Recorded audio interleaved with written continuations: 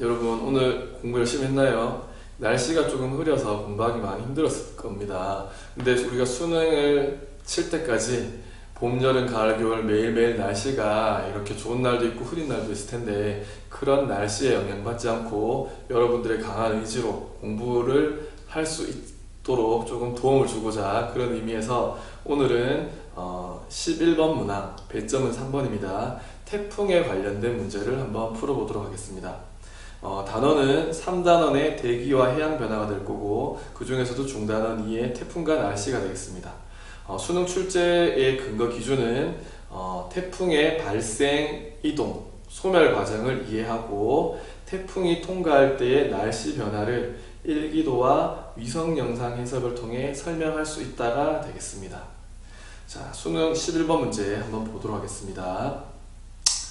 이 문제는 첫 번째 태풍 A가 우리나라 해안 관측소를 통과하고 나서 일주일 정도 있다가 두 번째 태풍 B가 지나가면서 측정된 풍속과 풍향 자료를 제시하고 있고요. 또 이어서 두 번째 자료는 관측소에서 측정한 해수의 수온 자료가 나타나 있습니다.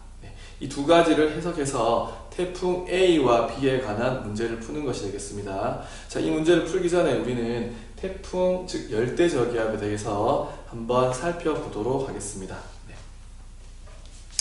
자, 먼저 태풍의 발생 조건에 대해서 한번 살펴보도록 하겠습니다. 태풍의 발생 조건.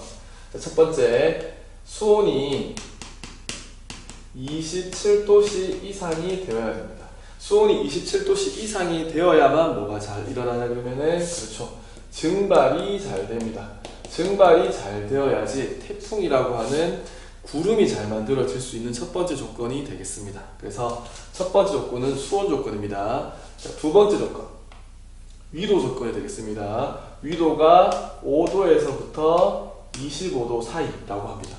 자, 이것은 왜 그러냐면은 지구 자전에 의한 전향력 효과 때문인데요. 우리는 태풍이라고 하는 것은 이렇게 증발을 가하게 해서 만들어진 큰 구름만을 말하는 게 아니라 반시계 방향으로 회전하는 저기압성의 소용돌이를 말합니다. 이 소용돌이를 만들어주는 힘이 뭐냐 그러면은 지구 자전에 의한 전향력이라고 하는 것인데요. 이 전향력은 적도 부근, 즉 0도에서부터 5도 사이에서는 전향력이 작용하지 않기 때문에 최소 위도가 5도에서부터 25도라는 조건을 만족해 줘야 됩니다. 즉 열대 해상에서도 수온이 27도 이상, 위도 5도에서부터 25도라는 조건을 만족하는 열대 해상에서 우리가 열대 저기압이 발생을 한다는 것입니다. 그래서 열대 저기압이 이렇게 발생을 하는데요. 이 열대 저기압이 성장을 하면 우리는 이것을 뭐라고 하냐면은 태풍이라고 합니다. 어느 만큼 성장을 해야 되냐 하면은 풍속이 17m/s 이상이 되는 열대 저기압을 우리는 태풍이라고 합니다. 그러면 이런 태풍으로 성장하기 위해서 필요한 에너지원인데요. 그 에너지원을 우리는 뭐라고 하냐면은 수증기의 응결잡열이라고 합니다. 응결잡열. 잡열은 다른 말로 수문열이라고도 하죠. 이 응결잡열에 대해서는 조금 이따가 다시 한번 설명을 해보도록 하겠습니다. 첫 번째로 열대저기압이 만들어지는 발생 조건에 대해서 한번 살펴봤습니다. 두 번째, 역할입니다. 이 세상에는 아무 쓸모없는 존재는 아무것도 없죠. 우리가 흔히 태풍이라고 한다면은 여름철 인명 재산의 피해를 가져오는 악기상이다라고 알고 있는데요. 태풍은 사실은 그런 악기상을 우리한테 주기도 하는 부정적인 존재일 수도 있겠지만 지구에서 봤을 때는 굉장히 도움이 되는 것입니다. 어떤 역할을 수행하기 위해서 태풍이 만들어져 있냐면 첫 번째, 저위도에는 에너지가 과잉이 되겠죠. 저위도에 과잉된 에너지, 즉 저위도에 과잉된 에너지를 이동시켜줍니다. 어디로 이동시키냐 그러면은 에너지가 부족한 고위도로 에너지를 전달시켜주는 역할을 하는 거죠. 우리가 대기와 해양, 즉 한류와 난류와 마찬가지로 태풍도 어떠냐 그러면은 지구의 에너지 불균등을 해소해주는 에너지 전달자 역할을 한다라고 생각을 해주면 되겠습니다. 그래서 태풍은 어디서 어디로 이동하냐 그러면은 저위도 지방에서 고위도 지방으로 이동을 해야 되겠죠. 왜? 에너지를 이동해 주기 위해서. 자, 두 번째 역할은 뭐냐 그러면은 두 번째 역할은 뭐냐 그러면 태풍은 강한 바람이 있겠죠. 이런 강한 바람을 통해서 표층의 수를 혼합해 주는 역할을 합니다. 바람이 강하기 때문에 바닷물을 한번 섞어주는 역할을 하겠죠. 한 가지 더 이야기하면은 우리가 열대 저기압이기 때문에 북반구에서 얘는 어느 방향으로 회전하냐 그러면은 저기압이니까 반시계 방향으로 회전을 하겠죠. 이렇게 반시계 방향으로 회전을 합니다. 그러면 북반구에서 전향력은 진행 방향의 오른쪽, 회전 방향의 오른쪽으로 이렇게 물들이 전향력을 받아서 이동하게 됩니다. 즉 태풍이 있는 이 자리는 반시계 방향으로 회전을 하는데 이때 전향력 때문에 어떠냐 그러면 해수들이 이렇게 바깥쪽으로 빠져나갑니다. 그럼 이 가운데 부분에 물이 부족해지겠죠. 그러면 그 물을 밑에서부터 이렇게 올라와서 보충해 주는 게 있는데 그것을 우리는 뭐라고 하냐면 여러분들 잘 알고 있죠. 뭐라고 그러죠? 물이 이렇게 밑에서부터 올라오는 거 용승이라고 합니다. 용승. 이 용승이 일어나게 되는 거죠. 그래서 우리가 저기압에서는 용승이 일어난다고 합니다. 물론 연안 용승이랑 같이 공부를 해주면 좋겠습니다. 아무튼 이런 저기압에서의 용승은 어떤 역할을 하냐 그러면은 차가운 지하에 밑에 있는 차가운 해수가 올라오는 역할을 통해서 어떠냐 그러면은 용존 산소량과 그 다음에 거기에 많이 녹아있는 영양염류를 공급하는 역할을 합니다. 이런 역할을 통해서 즉 표층해수를 섞어주고 용존산소량을 올려주고 영양염류를 보충해주는 이런 역할을 통해서 해양 생태계를 유지시켜주는 역할을 하겠습니다. 그래서 역할이 뭐냐 그러면은 해양 생태계를 유지해주는 역할까지 이 두 가지 큰 역할을 합니다. 물론 이거 말고도 우리가 무더운 여름철에 태풍이 한번 지나가게 되면은 지구의 온도를 이렇게 낮춰주는 역할도 하겠죠. 뭐 그런 좋은 역할도 있는 것처럼 이렇게 태풍의 역할에 대해서도 우리가 한번 알아봐주면 되겠습니다. 자, 그러면은 세 번째는 뭐냐 그러면은 태풍의 이동 경로입니다. 그리고 피해. 이거는 뭐냐 그러면은 태풍은 이동을 합니다. 왜 이동을 하냐 그러면은 역할을 보면 알 수 있겠죠. 저위도에 과잉된 에너지를 고위도로 이동해 주기 때문에 아까 이야기한 것처럼 태풍은 저위도에서 고위도, 극지방으로 이동하도록 되어 있습니다. 자, 그러면은 우리가 태풍의 이동 경로를 한번 살펴보면은 이렇게 한번 줄을 그어보고 여기가 어디냐 그러면 위도 30도 부근이다라고 한번 가정을 해보겠습니다. 자, 태풍이 열대저기압으로 만들어져서 얘가 이렇게 올라갑니다. 북진을 하겠죠. 이렇게 저위도에서 극지방으로 이동하는데 처음에 이 30도 아래에서는 북동 무역풍, 그죠? 무역풍의 영향을 받아서 올라가긴 올라가야 되는데 무역풍이 이렇게 형성되겠죠. 무역풍의 영향으로 얘가 어떻게 되냐 그러면은 올라가려고 하는데 바람이 무역풍 때문에 점점점 이렇게 서쪽으로 가겠죠. 여기가 서쪽이고 여기가 동쪽인 건 알겠죠. 올라가는데 이렇게 서쪽으로 힘을 받아서 올라가게 됩니다. 이걸 우리가 뭐라고 하냐면은 북서진한다라고 해주면 되겠습니다. 이렇게 처음에는 북서진에서 올라가다가 위도 30도 부근쯤 되면 이제 바람이 바뀌죠. 어떤 바람으로 바뀌냐 그러면은 무역풍이라고 하는 바람으로 바뀌게 됩니다. 이 무역풍의 영향을 받아서 태풍의 이동 방향이 달라지게 되는데 그래서 우리가 30도 부근을 전향점이라고 합니다. 태풍의 이동 경로가 바뀌어지는 거. 그래서 30도부터는 북서진이 아니라 이제는 동쪽을 향해서 나가는 북동진하게 된다라고 생각을 해주면 되겠습니다. 이해되나요? 태풍이 30도 아래에서는 무역풍의 영향을 받아서 북서진을 하다가 30도부터는 무역풍에 의해서 무역풍이 아니라 죄송합니다. 자, 편서풍입니다. 편서풍에 의해서 이렇게 북동진하는 걸로 바뀌게 되겠습니다. 이동 경로는 잘 알겠죠? 자, 그리고 추가로 태풍이 이렇게 지나가고 있습니다. 자, 우리가 태풍은 우리가 아까 전에 했지만 저기압, 즉 반시계 방향으로 회전하고 있는 구름이라고 했습니다. 그러면 이 회전의 모습을 한번 표현해보면 이렇게 되겠네요.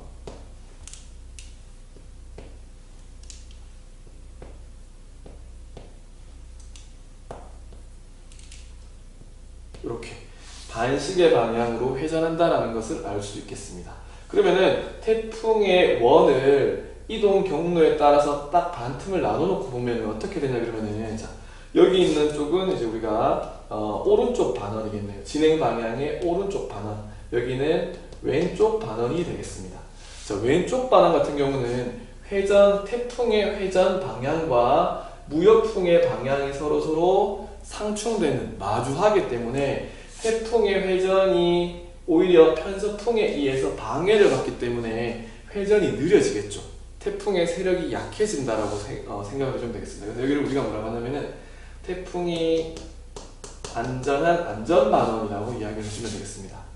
자, 반대로 진행 방향의 오른쪽에서는 여기 있는 이 편서풍이 태풍의 회전을 오히려 더 빠르게 해주겠죠. 여기는 풍속이 더 빨라집니다. 그래서 여기는 큰 피해를 보게 되죠. 그래서 우리가 뭐라고 하냐면은 위험 반원이다 라고 이야기를 합니다. 그래서 태풍 진행 방향의 왼쪽은 안전 반원, 태풍 진행 방향에 있는 오른쪽 반원은 위험 반원이다 라고 합니다. 그러면 당연히 피해는 어디가 더 클까요? 당연히 위험 반원에서 피해가 더 크다라고 할 수가 있겠습니다. 뭐 안전 반원이라고 해서 피해가 없다라는 건 아니고 상대적으로 위험 반원보다는 피해가 적다라는 것이 되겠습니다. 자, 그러면은 여기 관측자가 2명 서 있습니다. 한 명은 위험 반원 앞에서 태풍을 기다리고 있습니다. 여기 있는 사람은 이제 안전 반원 앞에서 태풍이 지나가기를 기다리고 있겠죠.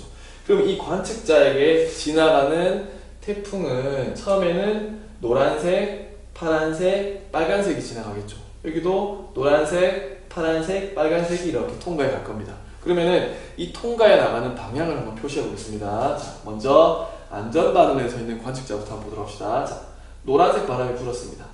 그 다음에는 내려가는 파란색 바람이 불겠네요. 그 다음에는 내려가는 또 빨간색 바람이 불겠습니다.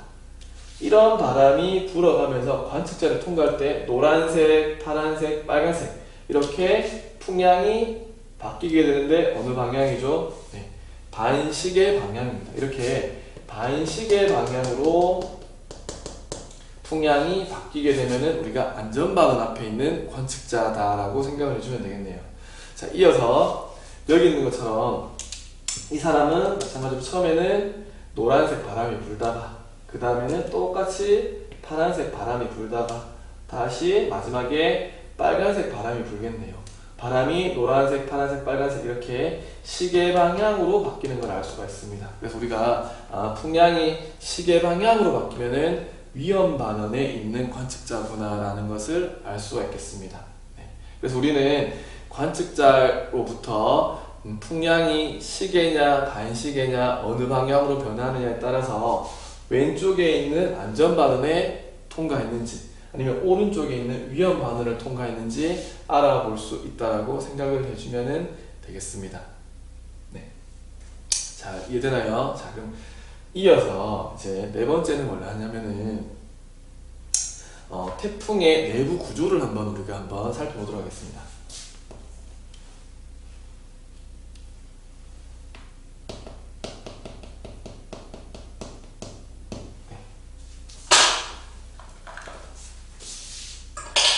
자, 태풍의 내부 구조는 우리가 태풍의 크기는 대략적으로 한 500km 정도 반지름 정도 된다고 한번 가정을 한번 해봅시다. 네. 500km, 총 지름이 1000km 정도 되겠네요. 자, 높이는 보통 한 대륙 관계만이라고 해서 대륙권 알죠? 대륙권, 성층권, 중간권, 열권 할 때 대륙권의 높이 정도 됩니다. 대륙권이 어느 정도 되냐 그러면 땅에서부터 한 10km, 12km 정도 되면은 대륙권이라고 하니까 태풍의 키는 10km, 12km 즉 대륙권 높이 정도까지 올라간다라고 생각을 해주면 되겠습니다. 자, 이 열대 해상에서 봤을 때 우리가 또 한 가지를 이렇게 태풍의 눈 들어봤죠? 태풍의 눈은 대략 반지름이 한 50km 정도를 우리가 태풍의 눈이다 라고 해주면 되겠습니다. 알겠죠? 요 점선친 부분이 태풍의 눈에 해당하는 부분이다라고 생각을 해주면 되겠습니다. 자, 우리가 다시 한번 정리해보면은 태풍은 반시계 방향으로 회전하고 있는 소용돌이를 가지고 있는 큰 정난원이라고 했습니다. 그래서 여기서는 공기들이 반시계 방향으로 이렇게 모여드는 것입니다. 이렇게 바람이 반시계 방향으로 모여들면서 어떻게 될까요? 회전해서 올라가죠. 이렇게 뱅글뱅글 돌면서 상승 기류를 타고 올라가면서 뭐가 만들어지나요? 아주 큰 구름이 만들어집니다. 정난운이라고 하는 큰 구름이 만들어진다라고 생각을 해주면 되겠습니다. 네. 이해되나요? 자, 그러면은 이 구름이 만들어지는 에너지원, 아까 전에 이야기했던 응결잡렬에 대해서 다시 한번 생각을 해보겠습니다. 자, 수온이 뜨겁습니다. 뭐가 일어날까요? 증발이 일어나겠죠. 그러면은 수증기가 많아지겠네요. 이 수증기가 어떻게 될까요? 상승 기류를 타고 올라갑니다. 그래서 상승 기류를 타고 올라가겠죠. 우리가 알고 있는 것처럼 상승 기류가 수증기가 상승 기류를 타면 뭐가 되죠? 수증기가 물방울로 바뀌면서 구름이 만들어집니다. 그래서 정난운이라고 하는 큰 구름이 만들어지겠죠. 이해되나요? 근데 이 정난운이 만들어지는 과정 중에서, 구름이 만들어지는 과정 중에서 이거 한번 볼까요? 우리가 H2O는 수증기, 물, 얼음 세 가지 상태가 있는데 수증기가 에너지가 제일 높겠죠. 자, 수증기가 증발한 수증기가 뭐가 되나요? 구름, 즉 물방울이 됩니다. 이렇게 수증기가 물방울이 되는 이 과정을 우리가 뭐라고 하냐면은 응결이라고 하죠. 근데 수증기가 물방울이 될 때는 어떻게 될까요? 여기 이제 구름이 되겠네요. 구름 물방울. 수증기가 구름을 구성하는 물방울이 되는데 이 과정을 우리가 응결이라고 했죠. 여기 한번 더 적어볼까요? 응결. 근데 이 응결 과정 중에서 어떻게 될까요? 에너지가 높은 수증기가 에너지가 낮은 물이 되니까 그만큼의 에너지를 방출합니다. 그래서 이 수증기가 물로 바뀌는 응결 과정 중에서 에너지가 방출이 되겠죠. 이 방출되는 에너지를 우리가 뭐라고 하냐면은 응결잡렬이다라고 보시면 되겠습니다. 네. 이해되나요? 그러면은 정난운을 만드는 과정에서 응결잡렬이 발생하겠죠. 응결잡렬이 발생하면 어떻게 될까요? 해수의 온도가 어떻게 될까요? 상승. 왜요? 구름이 뜨거워지니까. 구름이 뜨거워지니까. 다시 한번 얘기해 볼까요? 자, 해수가 증발해서 수증기가 상승 기류를 타고 올라가면서 수증기가 물방울로 바뀌는 응결 과정을 통해서 구름을 만드는데요. 구름을 만드는 과정 중에서 응결잡렬이 발생합니다. 그럼 이 구름은 어떻게 할까요? 뜨거워지겠죠. 그럼 뜨거워지는 만큼 해수 온도가 올라갑니다. 그러면 증발이 어떻게 될까요? 증발이 더 잘 되겠죠. 그러면은 상승 기류가 더 심해질 거고 강해질 거고 그 상승 기류가 강할수록 더 많은 응결잡렬이 발생할 거고 정난운은 더 커지고 강력해지겠죠. 즉 태풍이 세력이 더 세진다는 겁니다. 이런 과정을 무수히 반복하면서 응결잡렬이 더 커지고 구름이 더 뜨거워지면은 해수 온도가 더 올라가고 증발이 더 잘 되고 상승 기류가 더 강해지고 더 큰 정난운이 만들어지면서 응결잡렬은 더 많이 발생하는 이런 과정을 통해서 구름은 성장한다. 태풍이 성장하면서 풍속도 빨라지고 더 큰 태풍으로 성장한다라고 생각을 해주면 되겠습니다. 이해되나요? 이것이 태풍의 에너지원이 되겠습니다. 응결잡렬 기억해두도록 합니다. 자, 그러면 구름에서는 이렇게 강한 상승 기류가 끊임없이 일어납니다. 그런데 한 가지 생각해 볼게. 모든 공기들이 다 상승해버리면 어떻게 되나요? 공기가 부족해지겠죠. 그럼 여기 있는 공기를 보충을 해줘야 됩니다. 그럼 보충해주기 위해서 어떻게 될까요? 어딘가에서는 공기가 다 올라가서 빠져나가기만 한다면 어딘가에서는 공기가 보충이 돼야 되겠죠. 이 공기가 보충되는 곳이 어디냐 그러면 우리가 태풍의 눈이라고 부르는 이 지역이 되겠습니다. 그래서 태풍의 눈에서는 뭐가 일어나나요? 상승 기류가 아니라 오히려 하강 기류가 발생합니다. 우리가 하강 기류가 발생하면 어떻게 되나요? 상승 기류에서는 구름이 만들어졌다면 하강 기류에서는 구름이 소멸합니다. 구름이 소멸하니까 날씨가 어떨까요? 맑아집니다. 그리고 눈에서는 어떻게 될까요? 풍속이 급격히 떨어집니다. 그래서 이렇게 태풍의 눈에서는 잠잠하고 고요한 태풍의 반대의 날씨를 보여주기도 합니다. 무슨 말인지 되나요?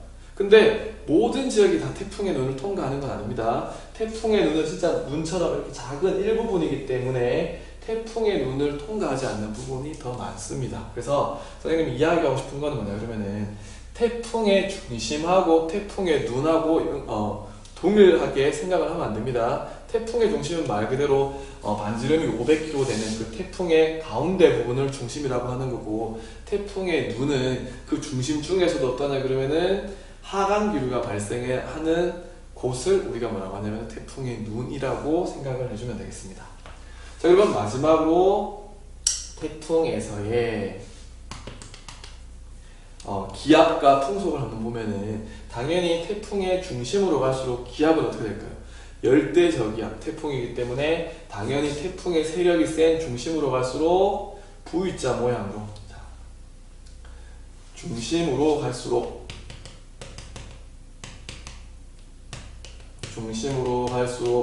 기압은 어떻게 될까요? 기압은 낮아집니다. 그래서 태풍의 중심에서 기압이 제일 낮겠죠. 그럼 풍속은 어떻게 될까요? 태풍의 중심으로 갈수록 풍속은 점점점 강해집니다. 네. 그런데 태풍의 중심을 더 들어가서 이제 태풍의 눈이라는 곳에 들어가게 되면 어떻게 될까요? 풍속이 갑자기 뚝 떨어진다라고 생각을 해주면 되겠습니다. 그래서 태풍의 중심으로 갈수록 어떻게 될까요? 풍속은 증가한다. 그죠? 풍속은 증가하는데 어디를 갔을 때? 눈에서는 바람이 약하다라고 구별해서 알고 있으면 되겠습니다. 그리고 한 가지 더 이야기하면은, 자, 여기가 태풍이 진행 방향이가 오른쪽 반엄, 여기가 왼쪽 반엄이라면은 당연히 왼쪽보다는 오른쪽이 선생님이 약간 미세하지만 구름을 더 크게 그렸고 최대 풍속도 좀 더 높게 그렸죠.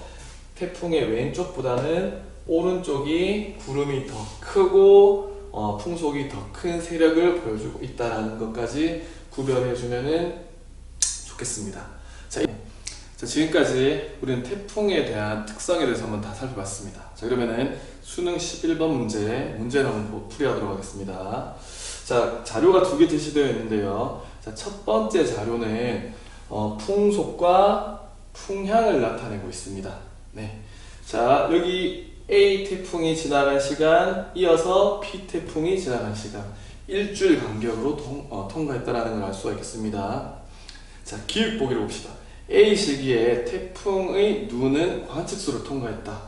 A 시기, 내려가니까 혹시 이걸 보고 이렇게 이어지는 풍속에서 뚝 떨어지니까 여기가 눈, 올라갔다가 내려가니까 여기가 눈을 통과했구나, 이렇게 착각하면 안 됩니다. 이게 태풍 A, 태풍 B. 태풍 A에 얻은 곳에서도 이렇게 떨어졌다 올라가는 태풍의 눈의 흔적을 볼 수가 없죠. 그냥 올라갔다가 떨어집니다. 이렇게 중간에 팍 떨어지는 태풍의 눈을 통과한 적이 없습니다. 그것은 B도 마찬가지겠죠. 태풍 B가 이동하는 동안 뚝 떨어지는 태풍의 눈을 통과하는 기록이 없습니다. 그래서 태풍 A 때도 그렇고 태풍 B가 지나갈 때도 그렇고 여기 있는 이 해안 관측소는 태풍의 눈을 통과하지 않았다라고 하는 게 맞습니다. 이 그림 이렇게 보고 여기가 태풍의 눈에 있구나 라고 착각하면 안 됩니다. 서로 다른 두 태풍 A, B를 합쳐 놓은 것입니다. 알겠죠? 네. 그래서 기획은 틀린 보기가 되겠습니다. 니은 B 시기에 관측소는 태풍의 안전반원을 통과했다. 위험 반원인지 안전 반원인지는 풍향을 보면 될 텐데요. 자, 처음에는 동풍이, 그러다가 점점점 북동풍으로 가다가 북풍, 북서풍, 서풍, 남풍으로 이렇게 바뀌고 있습니다. 네. 이렇게 풍향이 바뀌고 있죠. 한번 표시를 해보도록 하겠습니다. 자, 관측자가 이렇게 있습니다. 처음에 무슨 바람이 불었죠? 동풍이 조금 불었네요. 동풍 이렇게 부는 거예요. 동쪽에서 불어오는 바람이 동풍입니다. 그러다가 풍향이 점점점 북동풍으로 바뀌네요. 북동쪽에서 불어오는 바람으로 바뀌게 됩니다. 그러다가 어떻게 바뀌나요? 이제 북풍, 북쪽에서 불어오는 바람. 그 다음에 북서풍, 북쪽에서 불어오는 바람 이렇게. 그러다가 완전에는 이제 남풍으로 남쪽에서 불어오는 방향으로 바뀌게 됩니다. 풍량이 이렇게 바뀌네요. 어느 방향이죠? 시계 방향으로. 그렇죠? 동쪽에서 불어오다가 북동쪽에서 불어오다가 북쪽에서 불어오다가 북서쪽에서 불어오다가 이제는 남쪽에서 불어가는 풍량은 불어오는 방향을 기준으로 하는 거는 당연히 알고 있겠죠. 그래서 이렇게 풍량이 바뀌는 거는 이런 식으로 시계 반대 방향으로 선생님이 착각했네요. 반시계 방향으로 바뀌고 있기 때문에 반시계 방향에 대해서 착각했습니다. 반시계 방향으로 바뀌었기 때문에 이것은 안전반원을 통과했다라고 생각을 해주면 맞는 말 되겠습니다. 자, A 시기에 급격한 수온 하강. 수온이 높았는데 A 태풍이 지나고 나서 수온이 확 떨어졌습니다. 그 이유는 앞에서 이야기했던 것처럼 태풍은 강한 바람으로 해수를 섞어주고 용승에 의해서 밑에 있는 찬바닷물을 이렇게 끌어올려주는 역할을 하기 때문에 태풍이 한번 쑥 지나고 나면 어느 정도 수온이 떨어지게 됩니다. 그러면 수온이 낮은 상태에서 태풍이 지나가게 되면은 수온이 따뜻할 때보다는 이런 증발이나 이런 상승기류가 약해질 거기 때문에 태풍의 세력이 조금 약해진다라고 생각하는 게 맞는 말이 되겠습니다. 그래서 태풍 A가 지나가고 나서 태풍이 강한 바람과 용승작용에 의해서 수온이 조금 떨어져 있기 때문에 어떻게 되냐 그러면은 이어서 오는 태풍 B의 태풍이 성장할 수 있는 조건은 조금 떨어지게 되겠죠. 그래서 그림을 보더라도 A의 최대 풍속보다는 B의 최대 풍속이 조금 떨어져 있다는 걸 통해서 태풍의 세력이 조금 약해졌구나 라고 생각하는 게 맞기 때문에 D급 보기는 틀린 보기가 되겠습니다. 그래서 정답은 2번이 되겠습니다. 자, 이렇게 해서 태풍에 대해서 한번 정리해 봤습니다. 여러분 오늘도 마무리 공부 잘 하고 내일도 열심히 하도록 합시다. 수업 듣느라고 수고했습니다.